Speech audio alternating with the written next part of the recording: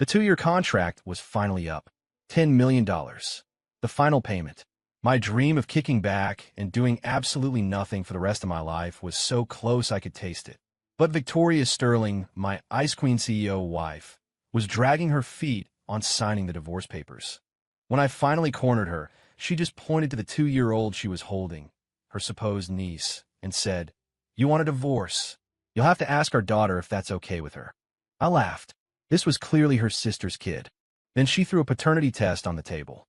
I stared at the conclusion. Paternity established. My brain short-circuited. I swear on everything holy, in 2 years, I hadn't so much as held her hand.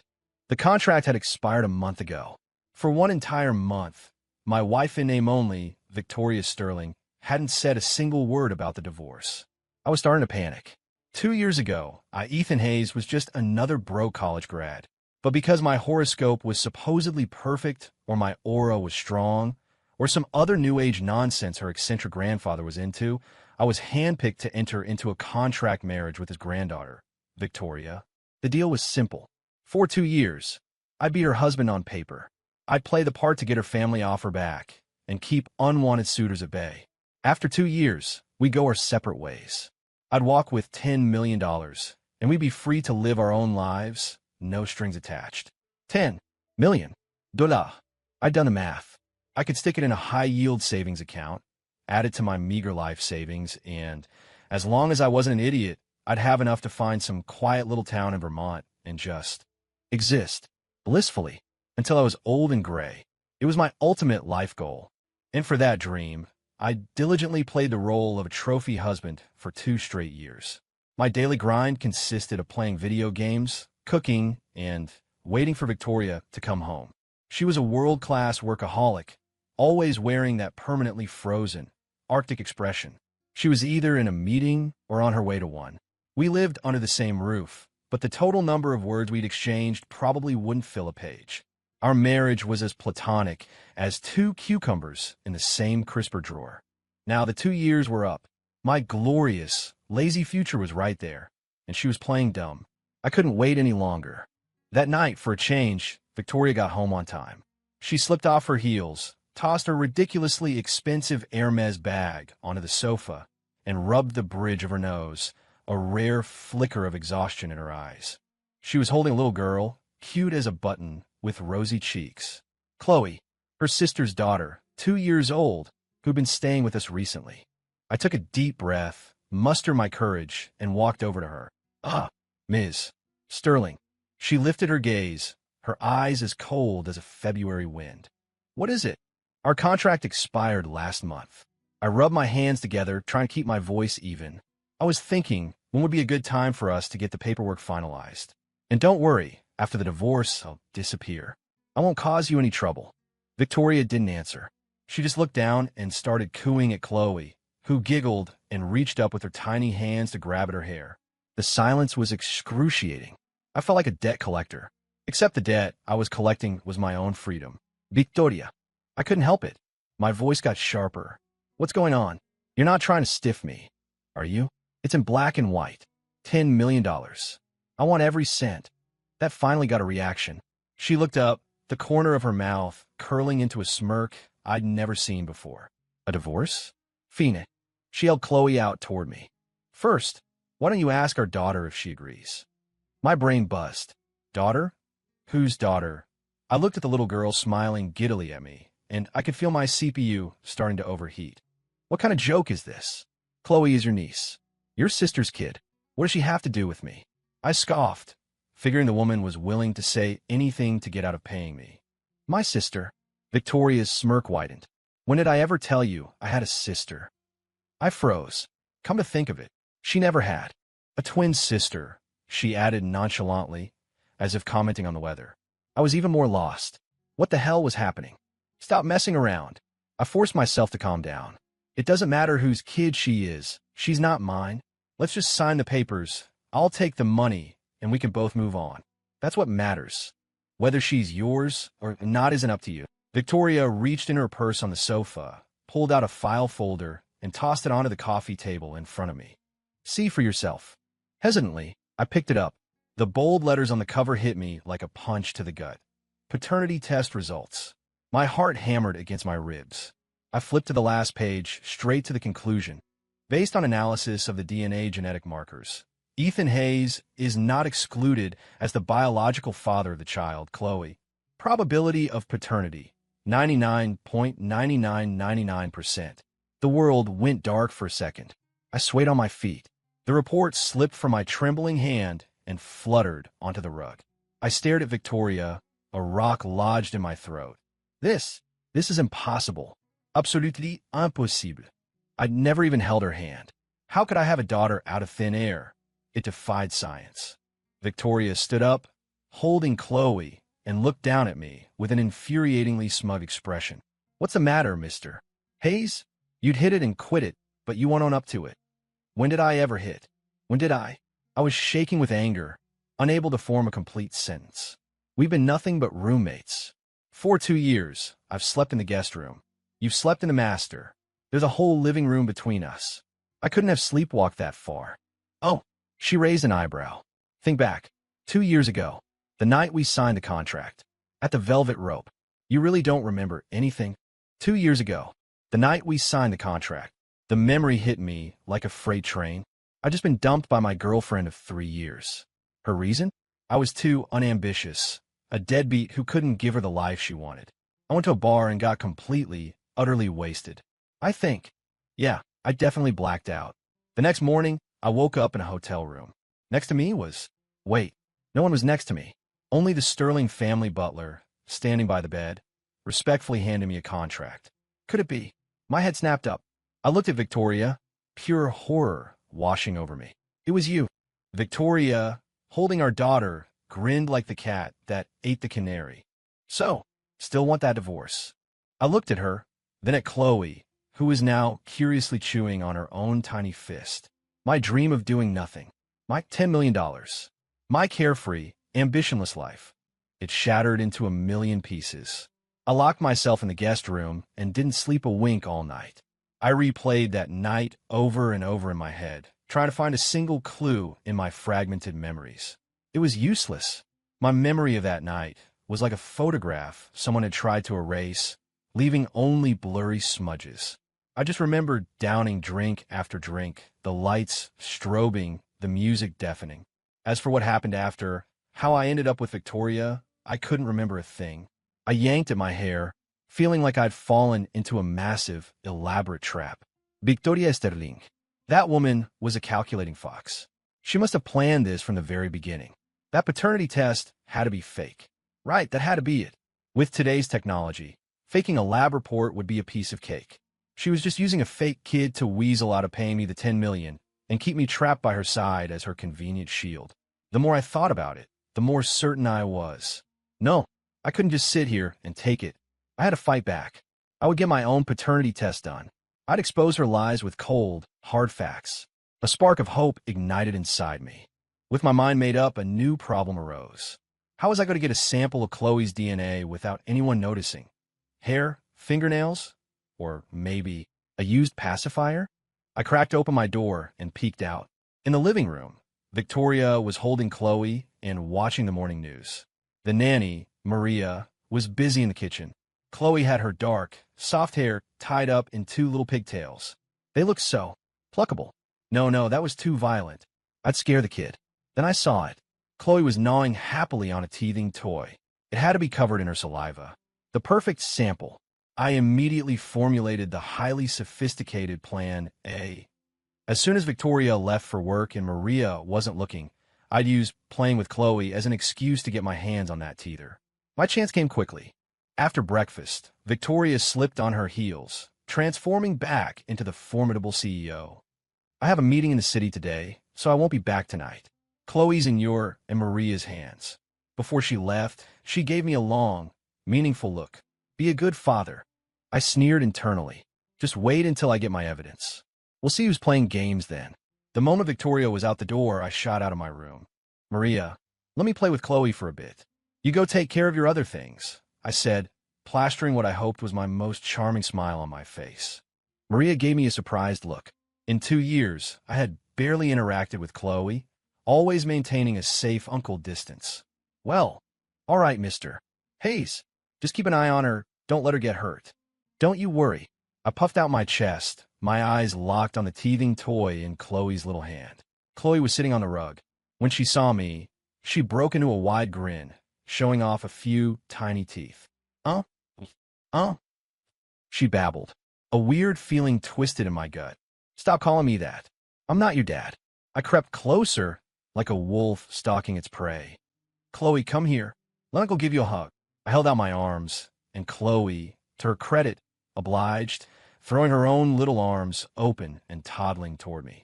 I scooped her up, my other hand stealthily reaching for the teether. This was no fun. Let Uncle get you a new one. You pie to here, fingers. I hadn't expected the little girl to have such a strong grip. She held on for dear life, refusing to let go. Wah! Her little face scrunched up, and she let out a piercing wail. The sound was so earth-shattering, it brought Maria running from the balcony where she'd been hanging laundry. What happened? What's wrong? She cried, rushing over. I was frozen, holding a bawling Chloe, the teether still clutched in my other hand. It was an incredibly awkward scene. I was just playing with her, I explained with a dry laugh. Maria eyed me suspiciously, then looked at the sobbing child. Her expression was filled with distrust. Mr. Hayes, Chloe's still very young. Please don't frighten her. Of course not. I just wanted to look at her teething oof. Before I could finish, I felt my hand go empty. With the speed of a striking viper, Maria snatched the teether out of my hand and tossed it straight into the nearby trash can. This one's dirty.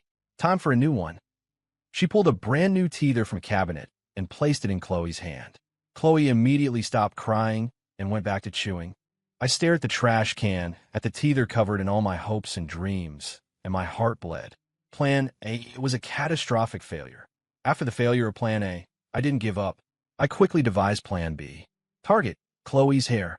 This was a higher difficulty mission. It required surgical precision. I spent a few days observing and discovered that Maria took Chloe to the community park every afternoon to get some sun. That would be my window of opportunity. On a sunny afternoon, I geared up, hot, face mask, sunglasses. I was covered from head to toe, looking like a B-list celebrity trying to dodge the paparazzi. I skulked behind Maria and Chloe. The park was busy, mostly grandparents with their grandkids. Maria set Chloe down on a patch of grass to play and started chatting with a few other older women nearby. This was it. I pulled my hat down low and casually ambled near the patch of grass. Chloe was crouched down, completely absorbed in studying an ant. Her little pigtails bounced with every movement, like two black butterflies. My heart pounded. My palms were sweating. I pulled a small pair of scissors from my pocket and crept closer. 10 feet, 5 feet, 3 feet. I crouched down, my hand trembling as I reached out. Just as the scissors were about to snip that precious lock of hair. What do you think you're doing? A booming voice erupted behind me. I jumped, and the scissors clattered to the ground. I turned to see a formidable-looking woman, built like a linebacker, glaring at me. She was one of the ladies Maria had been talking to, creeping around like that. What are you trying to do to that child? Are you a kidnapper? Her shout drew the attention of everyone in the vicinity. Maria whipped her head around. When she saw my get-up and the scissors on the ground, her face went pale. Mr. Hayes. No. I was sweating bullets, trying to explain, but not knowing where to start. I couldn't exactly say I was trying to snip the kid's hair for a paternity test, could I? They'd think I was some kind of freak. Don't even think about running.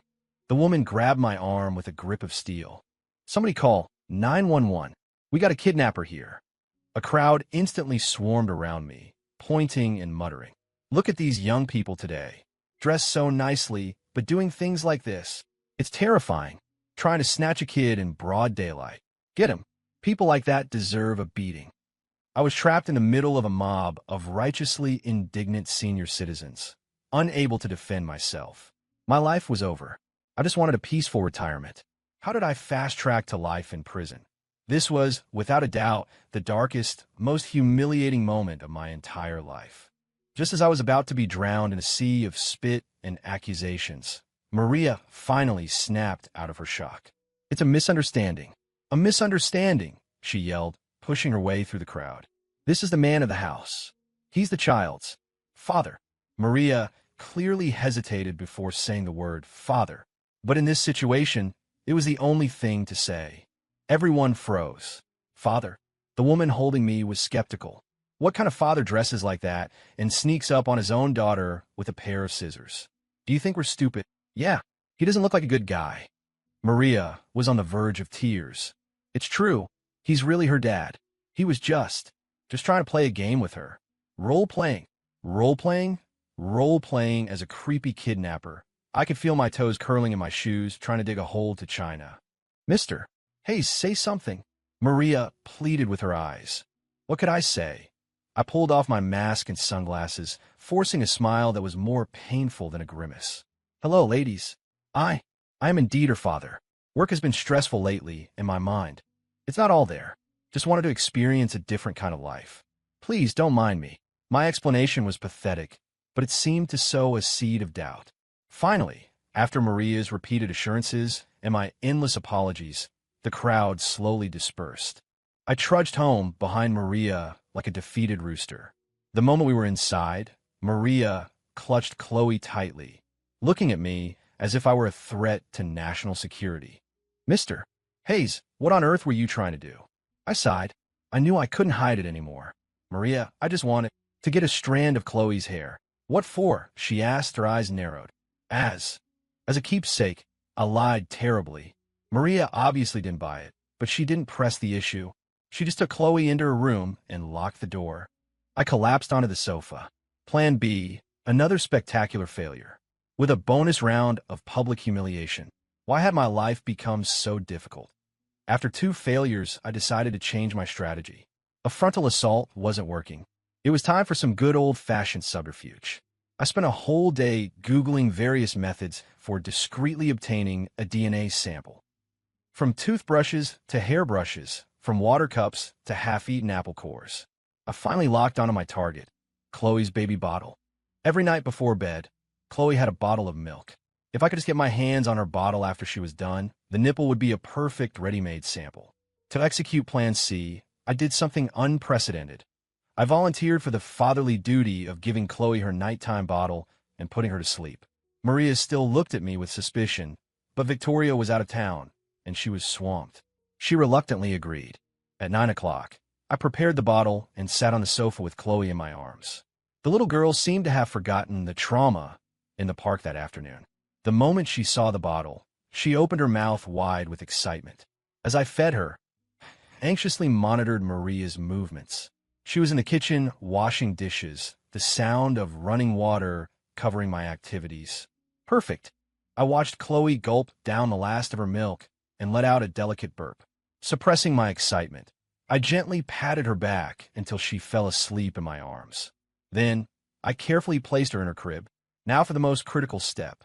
I picked up the still-warm bottle, my heart thumping. I pretended to walk toward the kitchen to wash it. As I passed the living room trash can, my hand slipped and the bottle fell to the floor. Oops, I exclaimed dramatically. I quickly picked it up, and in one fluid motion, I unscrewed the saliva-coated nipple and stuffed it into my pocket. Then, I tossed the naked bottle into the kitchen sink. Maria, I put the bottle in the sink. Okay, came her voice from the kitchen. Feeling like a master thief, I snuck back to my room, sealed the precious nipple in a Ziploc bag, and hid it under my mattress. The whole operation was smooth, seamless. I was a genius. The next morning, under the guise of going out for breakfast, I took the Ziploc bag and headed straight for the most reputable DNA testing lab in the city. To ensure the accuracy of the results, I painfully plucked a few strands of my own hair. I need this rushed, the fastest possible results. Of course, sir. The report will be ready in 3 days. The next 3 days were pure agony. On one hand, I couldn't wait for the results, to slap that report on Victoria's desk and see the look on her face. On the other hand, I felt a strange sense of dread. What if? No what ifs. I, Ethan Hayes, was an upstanding citizen. I couldn't have possibly done something like that. Victoria didn't come back during those 3 days. But her parents, my nominal in-laws, did. They showed up unannounced. Oh, my sweet granddaughter. Grandma missed you so much. The moment she walked in, my elegant mother-in-law swept Chloe into her arms and covered her in kisses. My usually stern father-in-law even cracked a rare smile, pulling a thick envelope from his pocket and tucking it into Chloe's hand. I stood there awkwardly, not knowing what to do with my hands. Mom, Dad, what are you guys doing here? I forced myself to greet them. We came to see Victoria and the baby. What? Are we not welcome? My mother-in-law shot me a sidelong glance. Of course not. Welcome, welcome. I plastered on a smile. Where's Victoria? At the office again? That girl just doesn't know how to balance her life. My mother-in-law began to complain. I could only nod in agreement. Ethan, Victoria is busy with work. You need to take on more responsibility at home, my father-in-law said, patting my shoulder paternally. A man's priority should be his family. What could I say? I just kept nodding. By the way, when are you two going to have a wedding ceremony? The child is already 2. You can't just leave things ambiguous forever, my mother-in-law suddenly asked. A wedding? I nearly choked. We were on the verge of divorce. What wedding? I shot a desperate look at Maria. She pretended to be intensely focused on dusting a table. Mom, we talked about it. We're going to do it as soon as Victoria finishes this big project she's working on. I lied through my teeth. Good. My mother-in-law nodded, satisfied. You young people have your own ideas, but you can't neglect the child. You need to get her birth certificate sorted and start looking at schools. I felt a massive headache coming on. After what felt like an eternity, I saw them out. I was completely drained. This trophy husband gig was exhausting. On the 3rd day, I was up at the crack of dawn. I skipped breakfast and took a cab straight to the lab. My hands were shaking as I picked up the envelope. I couldn't bring myself to flip to the end. I read it page by page, word by word. I didn't understand any of the technical jargon. I took a deep breath, squeezed my eyes shut, and flipped to the final page. Then, slowly, I opened them. Conclusion. The alleged father, Ethan Hayes, is not excluded as the biological father of the child, Chloe. The world spun. How? How could it be the same result? Could it be that I really became a father without even knowing it? I stumbled out of the lab, clutching the thin piece of paper that felt as heavy as a block of lead. The sun was blinding, but I felt a chill run through my body. When I got home, Victoria was there. She was sitting on the sofa, calmly sipping her coffee, as if she had been expecting this all along. Like an enraged bull, I charged over to her and slammed the report down on the table. Victoria, you owe me an explanation. What the hell is going on? My eyes were bloodshot. Victoria put down her coffee cup, picked up the report, and glanced at it without a flicker of surprise.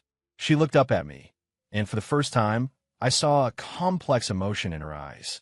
It looked like pity, mixed with a hint of resignation. All right, she sighed. Since you went to the trouble of finding out for yourself, I'll tell you the truth. I sat across from Victoria, feeling like a prisoner awaiting his sentence. The truth is, Chloe is your daughter. Her first sentence extinguished the last ember of hope I had. But, let me finish, she cut me off. I clamped my mouth shut, my fists clenched. And Chloe is not my child. Her second sentence made the last taut string in my brain snap. Not her child, then whose? She is my twin sister's child. Veronica's. Victoria's voice was soft, but it landed like a thunderclap. A twin sister. She really had a twin sister. I racked my brain, but all I knew about her family was her grandfather and her parents. I'd never heard of a sister. Don't lie to me.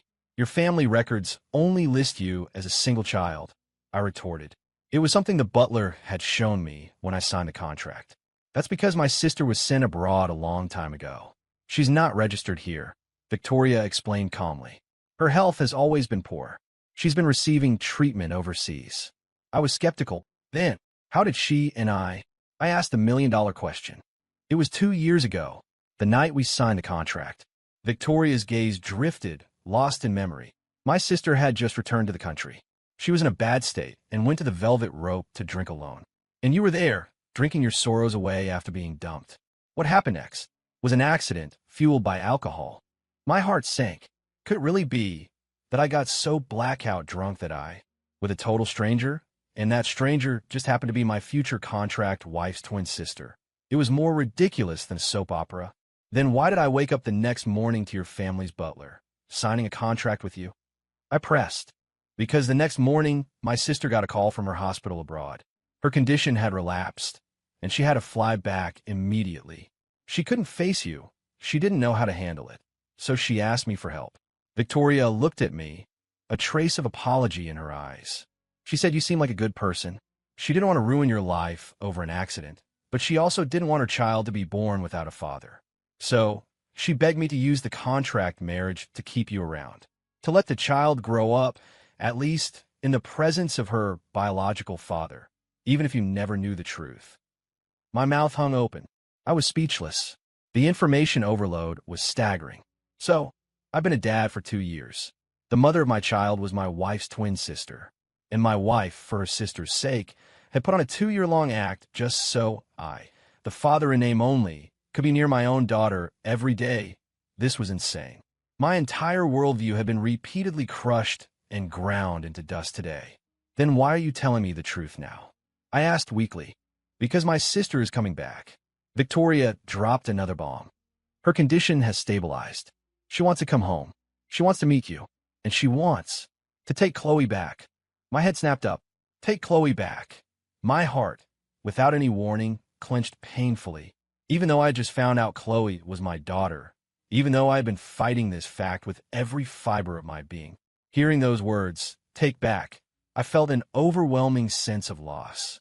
For 2 years, that adorable little girl, though I had intentionally kept my distance, she would always toddle over to me on her chubby little legs, hug my leg, and call me uncle in her sweet, milky voice. She would stuff her favorite cookie into my hand. She would climb onto my back while I was playing video games, watching with curiosity. She would poke my cheek with her tiny finger when I pretended to be asleep. All these moments flashed through my mind. So that was it. That strange feeling of connection. It was blood. So, you're saying when your sister gets back, we get divorced, she takes the kid, I take the money, and we all pretend this never happened? I asked, my voice hoarse. Wasn't that my original dream? Get paid, retire. So why didn't I feel happy at all? In theory, yes, Victoria nodded, but there's been a complication. My stomach dropped. I knew it couldn't be that simple. The Vances, our family's biggest rivals, somehow got wind of the situation. They know about Chloe. They think she's my illegitimate daughter, and they're about to use it to launch an attack on Sterling Corp's stock price. Victoria's face hardened, her Ice Queen persona returning. The company is at a critical juncture right now. We can't afford any negative press. So, she looked at me, her gaze a mixture of a plea and a command. I need you, Ethan Hayes, to continue playing the part of my husband and Chloe's father, at least until this crisis is over. I stared at her, saying nothing for a long moment. My mind was racing. My dream of a lazy retirement had vanished like a popped soap bubble. In its place was a daughter who had fallen from the sky, a baby mama I'd never met, and a ruthless corporate rival lurking in the shadows. My life had just switched genres. From a slice-of-life comedy about a slacker, it had turned into a primetime drama mixing family secrets, corporate warfare, and a healthy dose of mystery. I took a deep breath and looked at Victoria. What's in it for me? Victoria blinked, then a smile touched her lips. Besides the 10 million, I'll add another 20. Deal. I agreed without a moment's hesitation. Are you kidding me? $30 million. Forget playing a fake dad. For that much money, I'd go full-on father of the year. I'd take Chloe to the park and let her break bricks on my chest for an audience. Retirement is important, but money is importanter. After accepting my new mission, my life changed dramatically. First, I moved from the guest room into the master bedroom. In Victoria's words, we had to make the act convincing. If her parents or Maria found out we were sleeping separately, all our efforts would be for nothing. The master bedroom was huge. It even had a small sitting area that separated the bed from a sofa. I picked up my pillow and blanket and dutifully headed for the sofa. You sleep in the bed. Victoria's cool voice came from behind me. I paused and looked back at her. Is that appropriate? It's fine. The sofa's too small for you. You won't be comfortable. As she spoke, she picked up a light blanket for herself and walked to the sofa. I'll sleep here. I looked at her, curled up on the couch, and felt a pang of guilt. But then I remembered she was the client who owed me $30 million. The customer experience had to be top-notch. So I settled into the king-sized, ridiculously comfortable bed. It was so soft, so nice. But the biggest change wasn't my living situation. It was my mindset. Before, when I looked at Chloe, I saw a complication. Now, I couldn't find a single flaw. Look at that little nose, those little eyes. She was a spitting image of me. Look at that stubborn little temper. Crying 1 minute, perfectly fine the next. That was the Hayes family gene, passed down for generations. I started clumsily learning how to be a father. I learned to mix her formula, change her diapers, and read her bedtime stories. I was a mess most of the time. The formula was too hot, the diapers were on backward, and my storytelling was a disaster. I once had Snow White eating Little Red Riding Hood's grandmother. But Chloe never complained. The way she looked at me changed, too. I was no longer just uncle. I was the center of her universe, a source of comfort and trust. Every morning, the first thing I'd see was her little face by my bed. She'd pat my cheek with her small hands and say in her sweet voice, "Daddy, wake up." In those moments, my heart would just melt. To hell with retirement. To hell with being a slacker. Ethan Hayes would work my fingers to the bone for my baby girl. Victoria watched me change, and the ice in her eyes began to thaw day by day. Our conversations were no longer limited to monosyllabic grunts. She started asking my opinion on which formula to buy, sharing funny stories from the office, and sometimes when I was cooking, she would just stand in the kitchen doorway, watching me quietly. A strange, unspoken understanding grew between us. We were like a real couple. This calm, warm life created an illusion, as if we were just a normal family of three. But the storm is always brewing beneath a calm surface. One day, Victoria took a call, and her face went pale. That bastard, Dylan Vance. He leaked the story to the press. She hung up, her voice trembling slightly. Dylan Vance, the heir to the Vance fortune, Sterling Corp's biggest rival. He was also one of Victoria's most obsessive suitors who, after being rejected, had turned his affection into a bitter vendetta. He paid off a few tabloids. They're running stories about you having a child out of wedlock, living a scandalous life. They even included pictures of Chloe. Victoria showed me her phone. The headlines were sensational. Ice Queen CEO's secret lover and love child. Sterling heiress's pristine image shatters. The shocking truth, they had blurred Chloe's face, but anyone could tell it was us. The lobby at work and the street outside our house are swarming with reporters, Victoria said, rubbing her temples. The board of directors is in an uproar.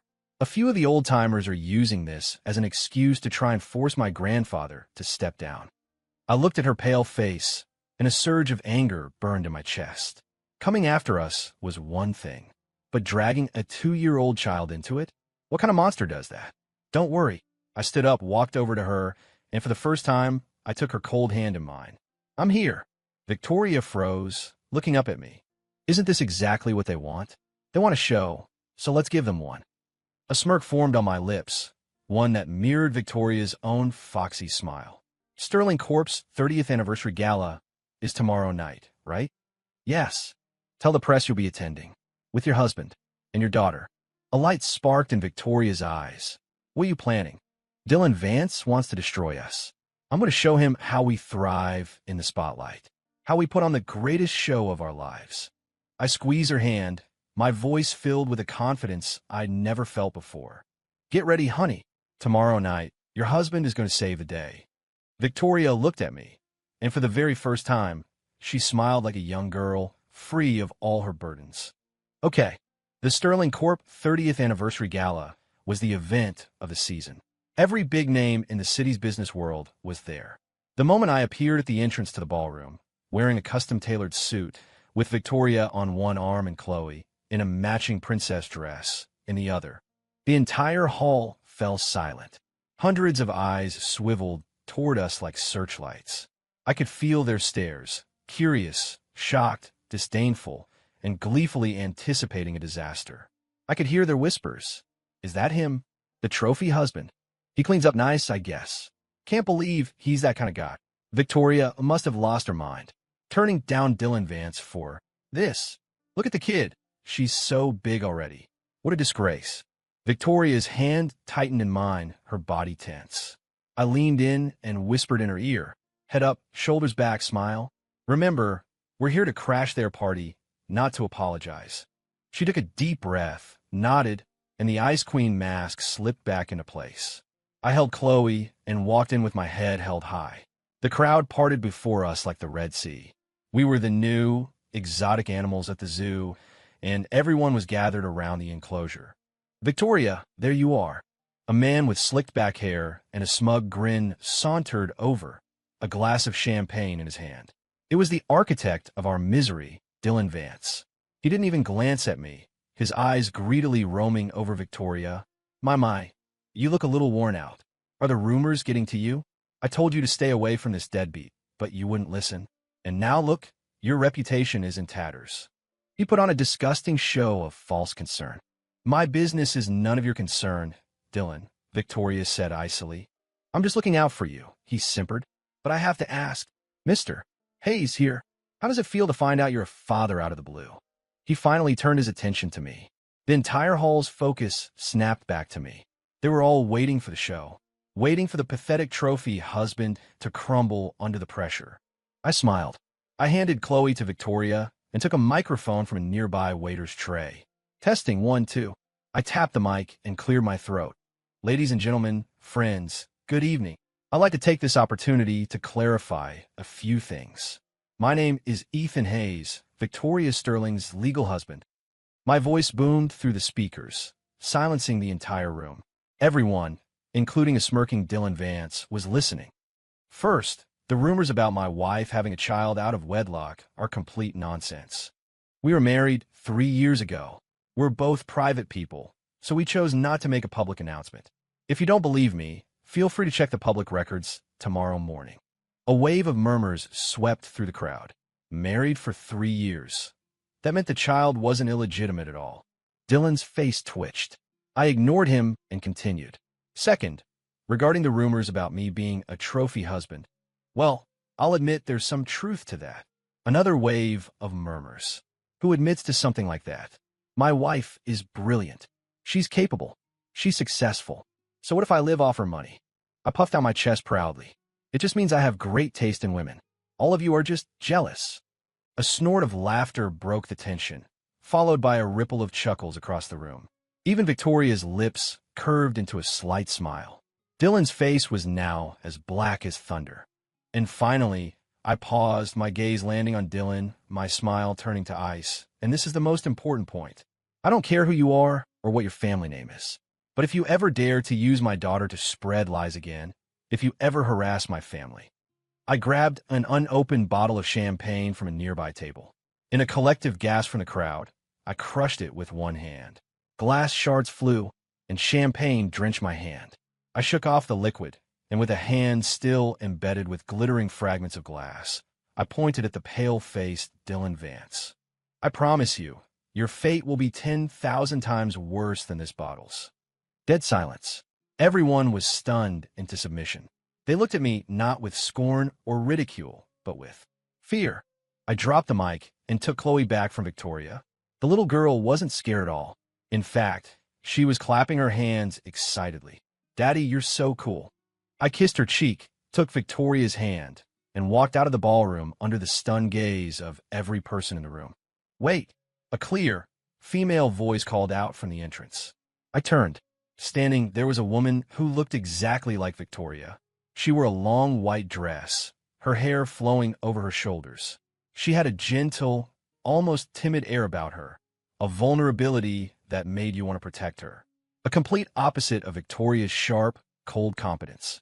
She looked at me, or rather, at Chloe in my arms, and her eyes instantly welled up with tears. Chloe, she whispered, her voice trembling as she reached out a hand toward us. My brain exploded. Veronica, the mother of my child, was back. The atmosphere in the Sterling living room was thick enough to cut with a knife. Me, Victoria, and the woman who called herself Veronica sat in a tense triangle. Maria had taken Chloe to her room to sleep. Veronica's eyes hadn't left me since she walked through the door. Her gaze was so complex it made my skin crawl. It was a mixture of guilt, longing, excitement, and a hint of adoration that I couldn't decipher. Hi, I said, breaking the silence, feeling incredibly awkward. Hi, Veronica stammered, a blush creeping up her cheeks. Ethan, I'm so sorry. And thank you. Thank me for what? Thank you for taking such good care of Chloe. As she said it, tears streamed down her face, a sorrowful sight that made my inside squirm. I can't handle crying women. I looked at Victoria for help. She was stone-faced, sipping a glass of water, acting as if the drama unfolding had nothing to do with her. Classic, passing the buck like a pro. Hey, don't cry, I said, fumbling to hand her a tissue. It's all in the past. The important thing is that you're healthy now. I know. Veronica dabbed at her eyes, but her gaze remained locked on me. These past 2 years, have you been okay? I've been great. Well-fed, well-rested, I said honestly. A shadow passed over Veronica's eyes. Has Victoria been good to you? Oh yeah, the best. I nodded vigorously. She's the most amazing woman I've ever met. A queen in the boardroom, a master in the... Well, I do the cooking. But anyway, she's perfect. I laid the praise on thick. My 30 million was still in her hands, after all. I had to keep the client happy. Victoria, hearing my words, paused with the glass halfway to her lips, the tips of her ears turning a faint pink. Veronica watched our strange interaction, her expression growing even more complicated. Ethan, I came back because I want to... She bit her lip, as if steeling herself. I want to take Chloe with me. And I want to compensate you. Here it was, the moment of truth. That familiar ache returned to my chest. You don't need to compensate me. I forced the words out, trying to sound calm. Chloe is your daughter. It's only right that you take her. No, she's your daughter too, Veronica said urgently. I would never stop you from seeing her. And I can give you money, more than my sister offered. I frowned. Why did everyone think they could just throw money at me? Did I look like the kind of person who could be bought? Yes, but this was different. I don't need money, I said, shaking my head. I only have one condition. Anything. Let me have a few more days with Chloe. The words felt like sandpaper in my throat. Veronica stared. Then her eyes welled up again. Yes, of course. Victoria, who had been silent this whole time, finally spoke. Veronica, you just got back. You must be tired. Why don't you go rest in the guest room? We could talk about this tomorrow. Her tone was colder than usual. Veronica looked at her, then at me, and finally nodded, letting Maria lead her to the guest room. Now it was just me and Victoria. Are you really going to be okay with it? She asked softly. Why wouldn't I be? I shrugged, feigning nonchalance. She was never really mine to begin with. Getting to have a daughter as cute as her for 2 years, rent-free? I'd say I made out like a bandit. I sounded carefree, but my heart felt like it had been hollowed out. Besides, there's still the 30 million, I added, forcing a smile. With that kind of cash, my retirement plan is back on track. I'll find a beach, kick back, and live the dream. What could be better? Victoria just looked at me, her expression unreadable. That night, I couldn't sleep. I tossed and turned in that huge, soft bed, my mind filled with images of Chloe. The first time she called me daddy. The way she proudly presented me with her scribbled drawings. The way she'd hug my neck and leave a slobbery kiss on my cheek. I realized, somewhere along the way, that little girl had become an inseparable part of my life. The next day, the bizarre atmosphere continued. At the breakfast table, Veronica kept piling food onto my plate, asking if I was warm enough, if I'd slept well. Her attentiveness was terrifying. Victoria, meanwhile, said nothing. She just silently peeled shrimp for Chloe, occasionally placing one in my bowl as well. My plate was a monument to the affections of two identical women. I was on the verge of an anxiety-induced ulcer. Chloe looked from the mommy on her left to the mommy on her right, her little face a mask of confusion. Mommy, two mommies. Her innocent question plunged the room into a frozen silence. Veronica's face went pale. Victoria's hands stopped moving. My scalp tingling. I quickly tried to smooth things over. Chloe, you're so smart. This is Mommy, and this is... Auntie, I said, pointing to Veronica. Auntie. Chloe tilted her head. Yep, Auntie is Mommy's twin sister, so they look exactly the same. The explanation sounded ridiculous even to my own ears. The next few days were a special kind of hell. Veronica tried to win me over with gifts, designer clothes, expensive watches. She even offered to buy me a sports car. Her objective was clear: use money to compensate me for my service and, in the process, by the loyalty of her baby daddy. Victoria remained as cool as ever, but her actions spoke louder. She would quietly iron my new clothes, bring me a plate of fruit while I played video games, and hand me a towel when I was sweating after playing with Chloe. One was fire, the other was ice. One used material wealth, the other used subtle acts of care. I was caught in the middle, slowly being torn apart. This wasn't fatherhood. It was a trial by fire. Finally, the night before Veronica was scheduled to leave with Chloe, she asked to speak with me on the balcony. "Ethan, I'm leaving with Chloe tomorrow," she said, her eyes red-rimmed. "I know." I nodded, a lump forming in my throat. Can I ask you a question?" "Go ahead." "These past 2 years, you and my sister, did you too?" She trailed off. I knew exactly what she was asking. "We were completely platonic," I said firmly. "I was in the guest room. She was in the master. It was a business arrangement." Veronica let out a breath of relief. But then her expression shifted to one of hopeful anticipation. "And what about me? How do you feel about me?" She stared at me, her eyes filled with a girlish, shy hope. I was floored. What was this now? A confession? Before I could figure out how to navigate this minefield, the balcony door slid open. Victoria stood there, her face a mask of frost. "Veronica, I need to talk to you." And Ethan, together. Her voice was so cold it could have frozen lava. My stomach dropped. It was happening. The final showdown. In the study, the three of us once again formed our stable, terrifying triangle.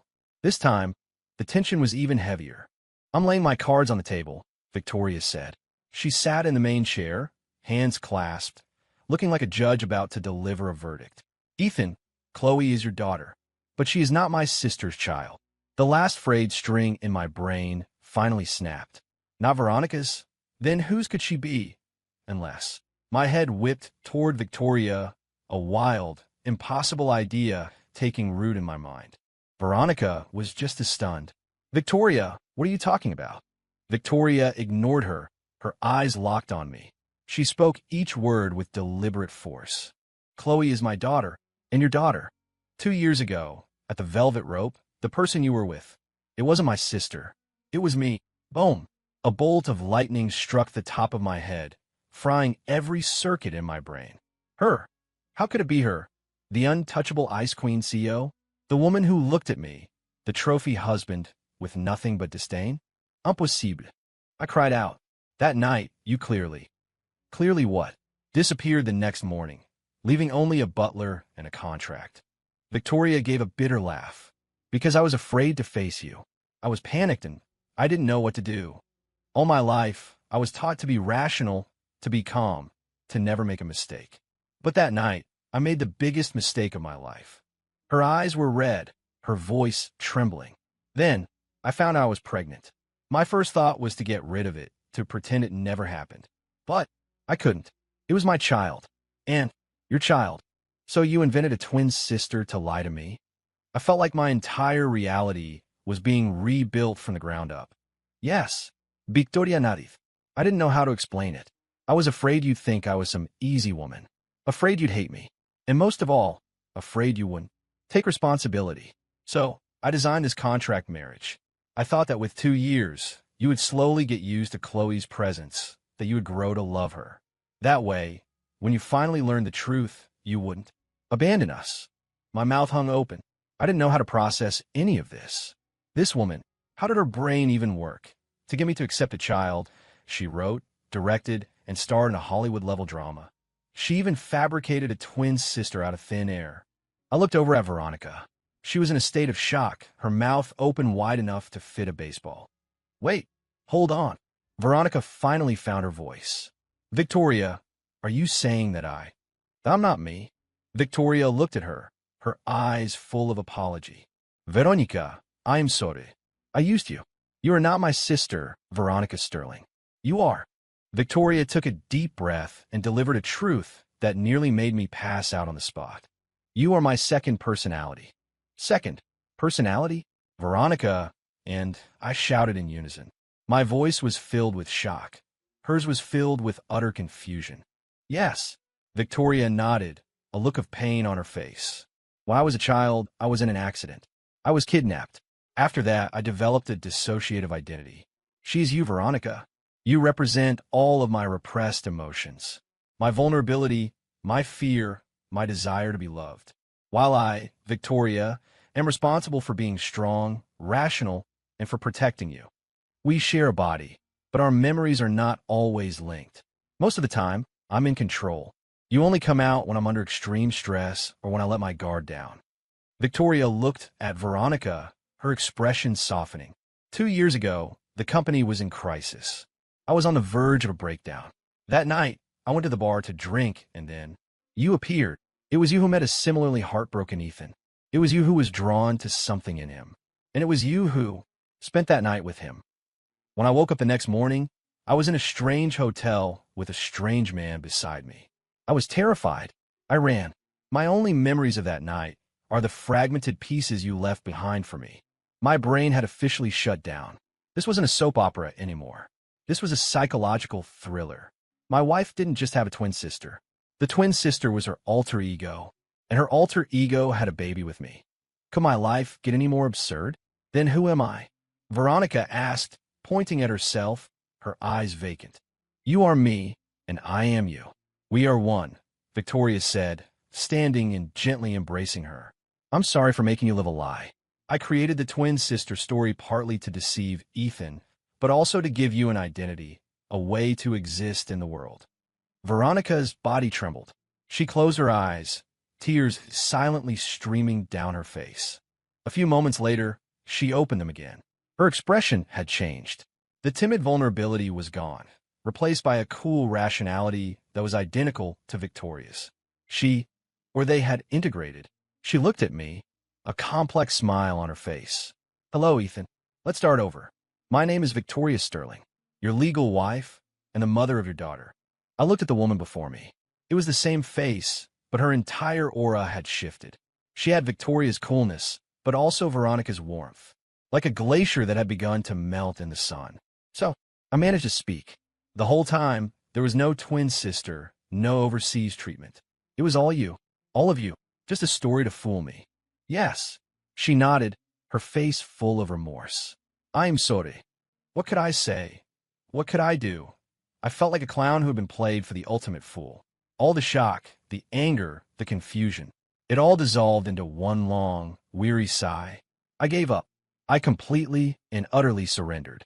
I looked at her, a laugh bubbling up, caught somewhere between hysteria and amusement. Victoria, you're something else.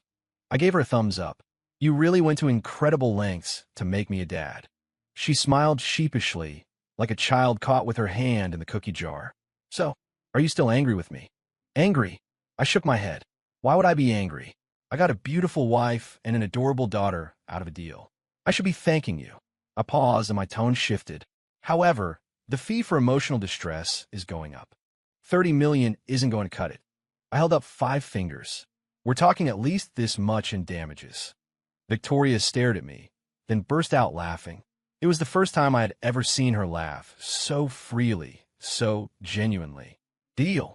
She walked over to me, stood on her tiptoes, and gave me a soft, quick kiss. It's all yours. My company, my money, me and our daughter. From now on, it's all yours.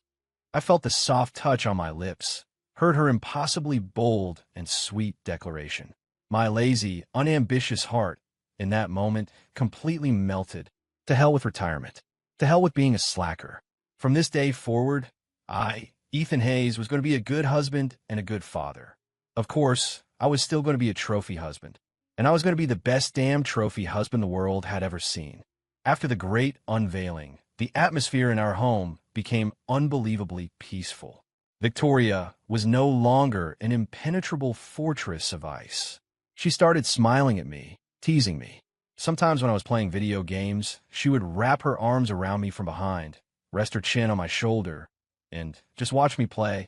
Her gaming skills were non-existent, of course. Even I, a permanent resident of the Bronze League, could see that.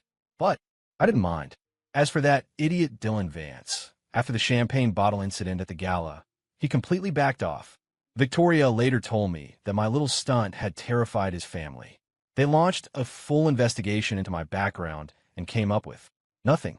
A kid from a middle-class family with a record as clean as a freshly wiped slate. That scared them even more. From their perspective, for nobody to openly challenge the Vance family and possess such a unique skill set, he had to have some incredibly powerful backer hiding in the shadows.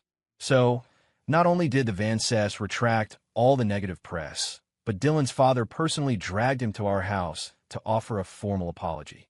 It was incredibly satisfying. It taught me that sometimes, to deal with bullies, you just have to be more unreasonable than they are. With the crisis averted, my mission was complete.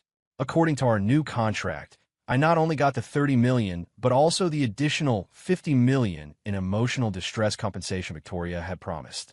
Overnight, I became a man with $80 million to his name. I could finally retire in any style I wanted. I could lie down, sit up, or do a handstand on a pile of cash for the rest of my life. But I wasn't happy. Every morning, Chloe would still crawl into our bed and pat my face to wake me up. Every night, Victoria would still bring me a warm glass of milk and tell me to go to sleep early. We lived like a real family. We ate together, went for walks, watched TV. No one mentioned the divorce. No one mentioned the money. Until one day, I was staring at the long string of zeros in my bank account, and a sense of panic washed over me. I pulled Victoria into the study. "So, are we still getting a divorce?" I asked tentatively. Victoria was reading a document. She looked up, a playful smile on her lips. "What, is 80 million not enough?" No, it's more than enough," I said, waving my hands. "I was just asking." "Do you want a divorce?" she asked. I fell silent. Did I? I didn't know. Half of my brain was picturing a beach in Hawaii, the sun on my face. The other half was picturing Chloe's smiling face and Victoria's eyes, which had grown warmer and warmer each day. "I'll give you two options," Victoria said, putting down her papers and walking over to me. "A.